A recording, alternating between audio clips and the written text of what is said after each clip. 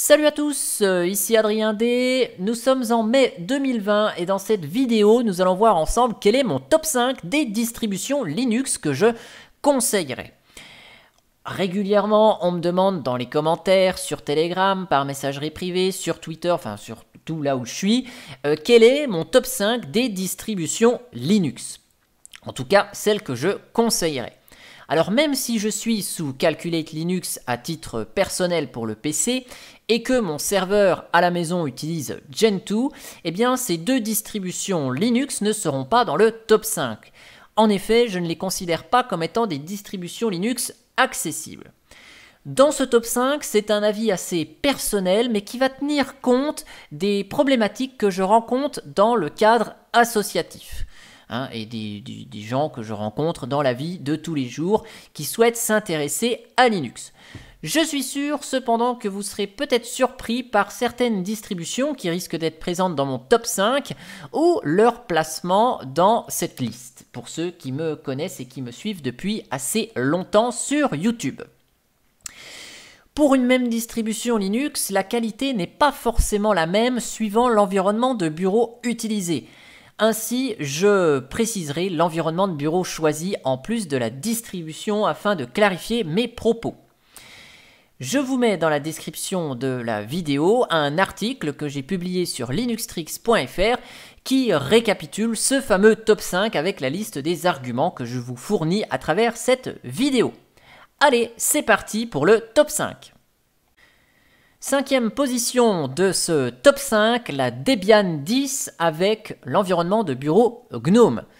Actuellement, Debian est dans sa version 10 et Debian est une source sûre de stabilité. Je parle ici de la version stable et non pas de la branche unstable. Debian dispose d'un grand nombre de logiciels et d'une communauté gigantesque. C'est même une distribution mère, c'est-à-dire que c'est elle qui est à la base de beaucoup d'autres, notamment de la célèbre Ubuntu. Debian est quand même devenu convivial dans son utilisation. Vous voyez, il y a quand même pas mal de choses qui sont sympathiques, même si l'installation reste assez complexe. Vous voyez ici à gauche l'outil d'installation qui est assez rustique avec des écrans assez basiques et parfois peuvent contenir des informations assez techniques. Si vous voulez partir du côté de Debian, eh bien n'hésitez pas à vous faire peut-être éventuellement assister par quelqu'un qui maîtrise le processus d'installation de la distribution. Debian supporte beaucoup de matériel et encore plus si on active manuellement les dépôts non-free et contrib. Cependant, quelques problèmes peuvent être rencontrés sur des matériels très récents du fait d'un noyau 4.19 qui est utilisé dans la version stable. Elle est cependant très utilisée sur les serveurs en Europe, ce qui est un gage de qualité et de stabilité, et ça c'est vraiment plus du tout à démontrer. Certains outils sont néanmoins un petit peu rustiques, comme par exemple Synaptic, pour permettre l'installation de logiciels sur votre système. C'est d'ailleurs pour ça que j'ai choisi l'édition avec l'environnement de bureau GNOME, puisque l'environnement de bureau GNOME propose GNOME Logiciel, qui est une interface assez sympathique qui vous permet d'installer des logiciels de manière beaucoup plus conviviale que Synaptic. Et vous voyez ici, vous avez des captures d'écran, des avis et des informations, ce qui est beaucoup plus plaisant à l'utilisation. Le bureau GNOME est en lui-même assez complet puisque au niveau applicatif, vous avez plein d'applications qui vous sont fournies comme un gestionnaire de contacts, un agenda, une calculatrice, un outil pour parcourir la carte du monde, des jeux, une gestion des paramètres assez complète et tout un tas d'utilitaires qui vous permettent de diagnostiquer, d'analyser votre système ou bien de prendre des captures d'écran par exemple, ou décompresser des fichiers zip. Voilà, vous avez également avec l'environnement de bureau GNOME la partie qui s'appelle compte en ligne qui vous permet aussi de connecter divers comptes Microsoft, Google, Facebook par exemple directement dans votre distribution Linux. Une mise à niveau pour passer de la version N à N+1 est réalisable tous les 2 ans environ. C'est une opération manuelle qui est à réaliser en ligne de commande. En quatrième position, je vous propose Ubuntu LTS. Actuellement dans sa version 20.04 LTS, Ubuntu est une distribution Linux incontournable et qui a apporté vraiment beaucoup au monde du logiciel libre. Elle est basée sur Debian cité précédemment, elle en reprend donc la majorité des avantages. Les non-techniciens pourront même trouver une installation conviviale. Vous voyez à gauche ici, l'outil d'installation est assez simple, efficace et vous permet même d'installer des logiciels tiers pour gérer votre matériel graphique, par exemple votre carte graphique Nvidia, ou de supporter votre Wi-Fi s'il est un petit peu capricieux. Bien évidemment, l'interface est conviviale, elle reprend la même disposition puisque c'est l'environnement de bureau GNOME qui est proposé. Cet environnement, je l'ai rappelé tout à l'heure, est très complet, aussi bien au niveau applicatif que la gestion des comptes en ligne. Vous avez plein d'utilitaires qui sont disponibles, calculatrice, gestion des disques, gestionnaire d'archives. Vous pouvez ici naviguer dans vos fichiers. Et vous avez une installation assez complète de base avec LibreOffice pour faire de la bureautique par exemple. Et vous avez divers utilitaires qui vous sont proposés. La Logitech, le Ubuntu Software vous propose aussi d'étendre la liste des applications sur votre ordinateur. Vous avez plein d'applications qui sont disponibles ici via cette Logitech. Ubuntu a introduit le support des snaps qui vous permet par exemple d'installer des versions plus récentes sur votre système Ubuntu puisque la base Ubuntu LTS va laisser figer dans le temps les versions de vos applications. De fait, LibreOffice, qui est utilisé ici pour faire du traitement de texte, restera dans sa version 6.4 et donc si vous voulez profiter des nouveautés, des nouvelles versions, eh bien vous pourrez installer LibreOffice avec le paquet Snap ici qui vous est proposé et disponible depuis la Logitech. Ubuntu reconnaît un nombre important de matériel comparé à Debian par défaut et vous avez même un outil qui vous permet de gérer les pilotes pour installer ou modifier les pilotes qui permettent de gérer votre matériel sur votre système. La version LTS offre donc une stabilité et une pérennité. La mise à niveau pour passer de la version N à la version N+1 est réalisable tous les 2 ans pour une distribution LTS. C'est une opération graphique qui vous est proposée via une petite pop-up dès la sortie de la version LTS suivante et l'opération se fait le tout en graphique. Troisième position de ce classement, je vous propose la Manjaro Linux avec l'environnement de bureau XFCE. Actuellement dans sa version 20, cette distribution est dite Rolling Release, c'est-à-dire qu'on ne l'installe qu'une fois et les logiciels sont mis à jour en flux continu. Aucunement donc besoin de réaliser, comme Debian ou Ubuntu cités précédemment, une mise à niveau à intervalles réguliers. La distribution offre un gestionnaire de paquets graphiques complet vous permettant d'installer toutes les applications dont vous avez besoin. Bien que XFCE soit moins complet sur le plan des fonctionnalités que GNOME, c'est cet environnement de bureau que j'ai choisi pour la distribution à la médaille de bronze. C'est l'environnement de bureau qui est mis en avant chez Manjaro. Il est cependant tout à fait fonctionnel, personnalisable ici avec le gestionnaire de paramètres XFCE très complet. La reconnaissance du matériel est relativement bonne. Et les logiciels sont très récents, ils sont quasiment tous disponibles dès leur sortie. Ainsi, vous aurez un VLC mis à jour très rapidement dès qu'une nouvelle version sera proposée, ou Firefox ou Thunderbird dans leurs versions les plus récentes évidemment. Pour les plus experts, si vous souhaitez changer de noyau ou affiner quelques paramètres, vous avez même un gestionnaire de paramètres de Manjaro qui vous permet de changer la version du noyau utilisé ou d'utiliser un autre noyau si le besoin vous en fait sentir.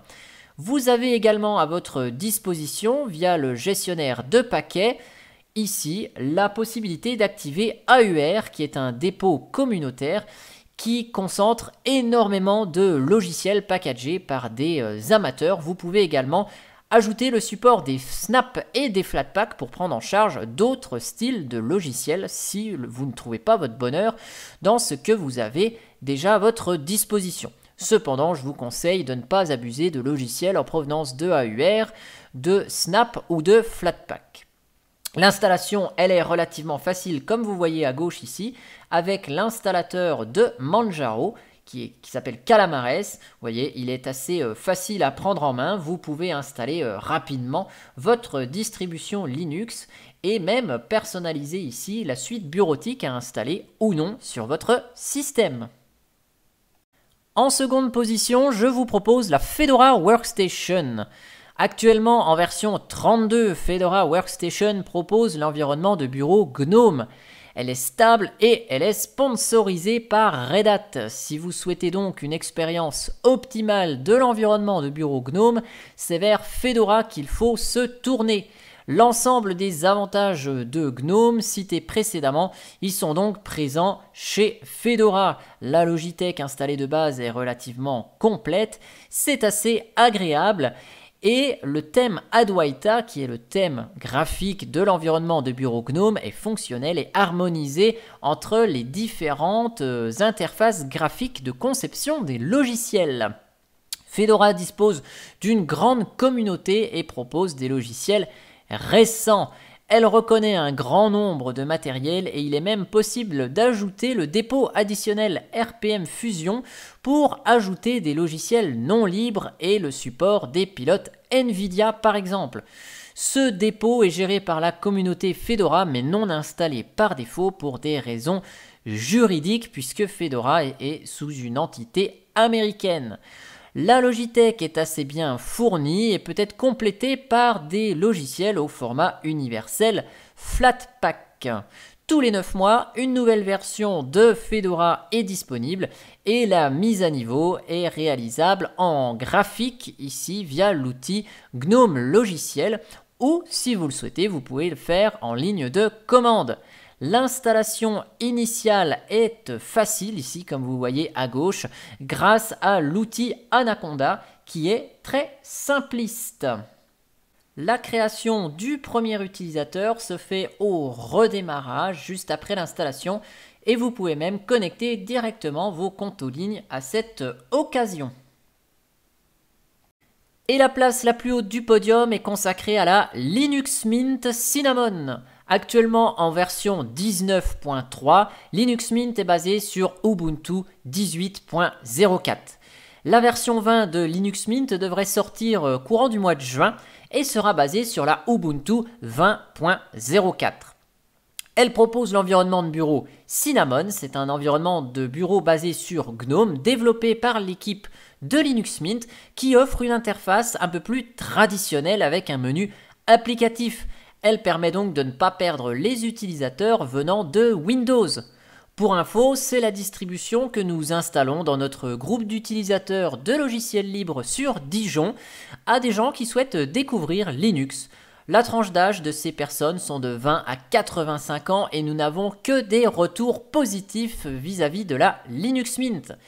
De nombreux outils sont disponibles dans la distribution pour installer par exemple des pilotes au cas où vous ayez besoin d'un logiciel additionnel pour faire fonctionner votre matériel. Le gestionnaire de paquets est relativement simple, convivial et efficace, vous voyez ici, et vous pouvez notamment installer plein de petits logiciels ainsi que les paquets universels Flatpak, les mêmes que chez Fedora, qui vous permettent de répondre aux besoins d'utiliser des applications plus récentes que celles fournies dans les dépôts Ubuntu.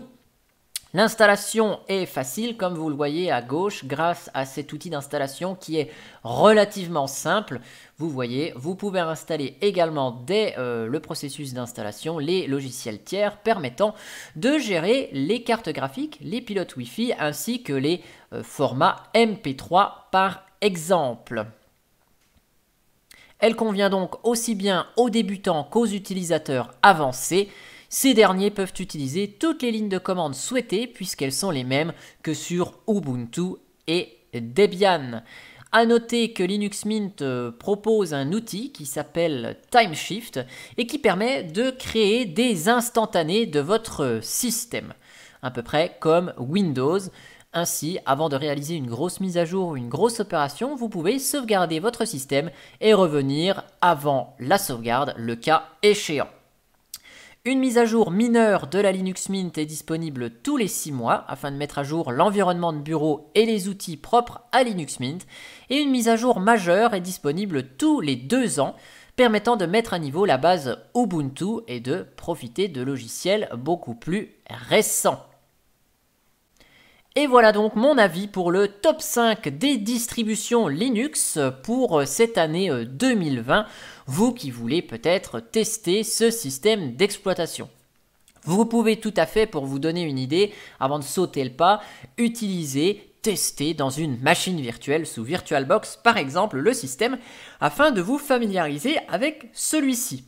Évidemment, certains critiqueront ce classement ne voyant pas leur distribution chouchou dans le top ou bien ne voyant pas leur distribution favorite en première place. En espérant que ce petit top 5 vous ait plu, et moi je vous donne rendez-vous pour de prochaines vidéos sur Linux et les logiciels libres. Allez, à très bientôt!